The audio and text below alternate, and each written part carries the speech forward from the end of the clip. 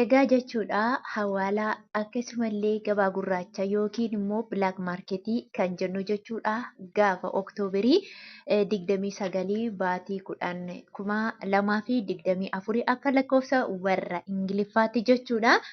Biyyoota ani guyyaa har'aa sharafa irratti isiniif qabadhee dhufee yoon isinii himu kanneen akka Dubaay Diraam, Saa'udii Riyaal, Kaatar Riyaal, Turkii Riilee, Omaan Riyaal, Pound Sterlingii, Chaayinaa Heewaan, Israa'el Shiqel, Awustiraaliyaan Doolaar, Kanaadaa Doolaar, Ijipshaan Paawundii, Swiss Firankii, Yuuroo, Ameerikaa Doolaar, Indiyaa Ruupii, Yemenii Riyaalee fi Kuweet Diinaar warreen kana Joordaan Bahriin biyyoota kana ani isiniif qabadhee dhufeetiin jira. Akkasumallee kuni karaa gabaa gurraacha yoo ta'e karaa baankiillee biyyoota 8 isiniif qabadhee dhufeetiin jira. Maaliif nu barbaachisaa isas beekuu barbaadna kan jettaniif jechuudha. Karaa baankiitiin illee dabaleetiin jira maallaqni jechuudha. Karuma kamiituu saantibootallee ol daddabalaniitiin jiru. Immoo karaa baankii immoo irra caalaatti kan irra dabale immoo karaa baankii dabalanii jiru jechuudha guyyaa har'aa. Kanaafuu egaa hordoftootaa fi jaallatamtoota kabajamtoota maamiloota kiyya nagaa fi araarri jaalalli waaqayyoo isiniif haa baay'atu.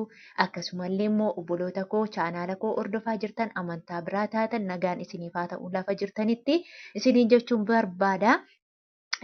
Kanatti aansuun namoonni chaanaala koof haaraa taatan sabiskiraayib godhaa gara maatii kootti dabalamaa nootifikeeshinii oliirra godhadhaa isiniin jedha. Warri nanis jabeessaa jirtan immoo laayikiin keessan ammallee itti fufee haa argamu isiniin jedha. Egaa guyyaa har'aa jechuudha. Ameerikaa doolaarirraa yeroon isinii ka'u jechuudha. Ameerikaan doolaarri tokko guyyaa har'aa karaa gabaa gurraacha 141.36 oolee jira. Egaa ragaa waliin malee yoomiyyuu taanaanii isiniin fidu jechuudha. Guyyaa har'aa wajjiniin iskiriin shuutii irraan isinii kaa'a. Fakkeenyaaf bilbila namaa jalaa guuchisa waan ta'eef iskiriin shuut godheen doolaara irra isinii kaa'a.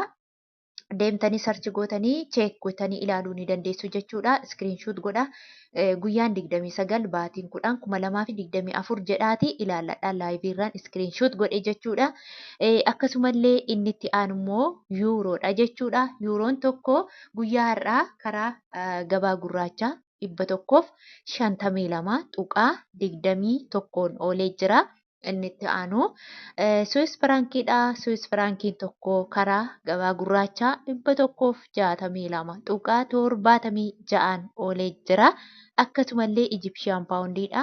Ijipshaan Paawundiin tokko karaa gabaa gurraacha 2.88 oolee jira. Inni itti aanu Kanaadaa doolaariidha. Kanaadaa doolaarri tokko guyyaa har'aa 101.36 oolee jira jechuudha. Akkasumallee Awustiraaliyaa doolaariidha. Awustiraaliyaa doolaarri tokko guyyaa har'aa 94.48 oolee jira jechuudha. Akkasuma inni itti aanu immoo Israa'el shiqiliidha. Israa'el shiqil tokko karaa gabaa gurraacha 37.77 oolee jira. Inni itti aanu Chaayinaa Heewaanidha. Chaayinaa Heewaan tokko karaa gabaa gurraacha 19.73 oolee jira. Inni itti aanu Paawundi Sterlingiidha. Paawundi Sterlingiin tokko karaa gabaa gurraacha 182.69 oolee jira. Inni itti aanu Omaan Riyaalidha. Omaan Riyaalli tokko karaa hawaalaatiin 365.68 oolee jira. Akkasumallee Turkii Riileedha. Turkii Riileen tokko 400.10 oolee jira. Inni itti aanu Kaatar Riyaalidha. Kaatar Riyaalli tokko karaa gabaa gurraacha 37.53 oolee jira. Akkasumallee Joordaan Diinaaridha. Joordaan Diinaarri tokko 198.43 oolee jira.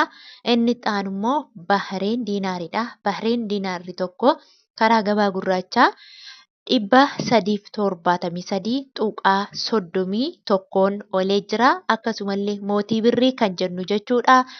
Kuweet Diinaaridha. Kuweet Diinaarri tokko 459.1 oolee jira. Inni itti aanu Dubaay diraamidha. Dubaay diraamni tokko guyyaa har'aa karaa Itiyoo Bilaak Maarket yookiin gabaa gurraacha 38.35 oolee jira jechuudha. Inni itti aanu Saawud Arabiyaa Riyaalidha. Saawud Arabiyaa Riyaalli tokko karaa Itiyoo Bilaak Maarketiitiin yookiin hawaalaatiin jechuudha. 37.49 oolee jira. Garuu warri Saawud Arabiyaa jirtan iskeelii maallaqa keessanii yookiin baay'ina ol ka'iinsa maallaqa keessaniin isinii ergame jechuudha. Kanaafiyyuu namoonni maallaqni keessan guddaa ta'e akkuma baratame yeroo hundumaa warra haaraa ta'aniifan himaa jira jechuudha. Warri haaraa ta'an isaanii galuu waan diduuf warri birriin keessan baay'ee 5,000 ol ta'e jechuudha. Guyyaa har'a 28 oolee jira. 28 yeroo jedhu immoo tokkotu 28 otoo hin taane birrii qabdan 28 hirtu jechuudha. Fakkeenyaaf 6,000 yoo qabaattan 6,000 baay'isu 1,000 hiruu 28 jettanii argachuu dandeessu. Warreen immoo maallaqni keessan 3,000 hanga 500 iyyuu yoo ta'e isin immoo 28.20 oolee jira jechuudha. Yeroo isiniin jedhu isinis immoo akkamitti baay'ifattu? Fakkeenya 1,000 qabaattan 1,000 baay'isuu 1,000 hiruu 28.20 jettanii argachuu ni dandeessu. Akkasumallee namoonni birrii keessan baay'inaaf saantima 20 jettanii maallaqa keessan takkaan guurtanii daldalaatti laattan of eeggannoo gochuu sinirraa mala. Akkasumallee immoo maallaqa keessan nama amanamaa ta'e, nama qabatamaa ta'e, nama isiniif erguu danda'e yookiin isinirraa ergee ka'ee isinirraa fudhatuuf kennachuu ni dandeessu. Akkasumallee inni biyyi itti aanu immoo Suudiin kiroonidha. Suudiin kiroon tokko 13.21 oolee jira. Inni itti aanu Indiyaan ruuppiidha.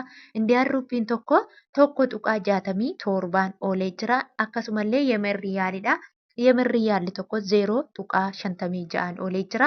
Egaa hordoftoota kiyya laayik gochuun dagatiina. Akkasumallee immoo karaa baankiin isinitti hima jechuudha. Karaa baankiitiin guyyaa har'aa jechuudha. Ameerikaan doolaarri tokko 119.20 oolee jira. Takkaatiin birrii 3 dabale gidduu kana jechuudha. Kaleessa eengadda 116 ture. Har'a garuu 119 doolaarri moor garmalee ol ka'aatiin jira jechuudha. Akkasumallee yuuroon tokko karaa baankiitiin 128.82 oolee jira. Swiss firaankiin tokko karaa baankiitiin 135.19 oolee jira. Chaayinaa hiwaaniin karaa baankii 16.38 oolee jira. Paawundi sterlingiin karaa baankii 151.60 oolee jira. Kuweet diinaar karaa baankii 382.13 oolee jira. Dubaay diraamni karaa baankii 32.45 oolee jira. Saa'udii riyaalli karaa baankii 31.75 oolee jira. Egaa hordoftootaaf jaallatamtoota kabajamtoota kiyya qophiin kiyya har'aa kana fakkaata. Hanga sagantaa biraa walitti deebinutti turtii gaarii isiniif haa ta'u. Warri fedha qabdan immoo laayikii gochuun na bira darbiinaa isiniin jedha. Namni viidiyoo daawwattan kamiyyuu laayikii tuqaa viidiyoo daawwadhaa isiniin jedha. Gaaffii yaada qabdan as jalatti barreessuu ni dandeessu. Akkasumallee warri Beeruut jirtan Beeruutii warri jirtan doolaara Ameerikaatiin darbee immoo warri akka ati jettutti nuun ergan warri jettan immoo maaliif sababni akka jiru sababa isaas ifa godheetiin jira. Viidiyoo isaa guutuu isaa hojjedheetiin jira jechuudha. Maaliif akka ati jettu kanatti daldalaan nuun erguu isa jedhuuf immoo jechuudha. Viidiyoo guutuu isaallee irraa hojjedheera. Haa ta'uyyuu malee namni tokko immoo bu'aa malee namni namaa hojjetu hin jiru. Ofii keenya akka gabaa gurraacha deemnee galchachuu hin dandeenye. Baay'een keessan inni beektu maaliif birrii 2 birrii 1 hir'ate jettanii daldalaa illooliinaa isiniin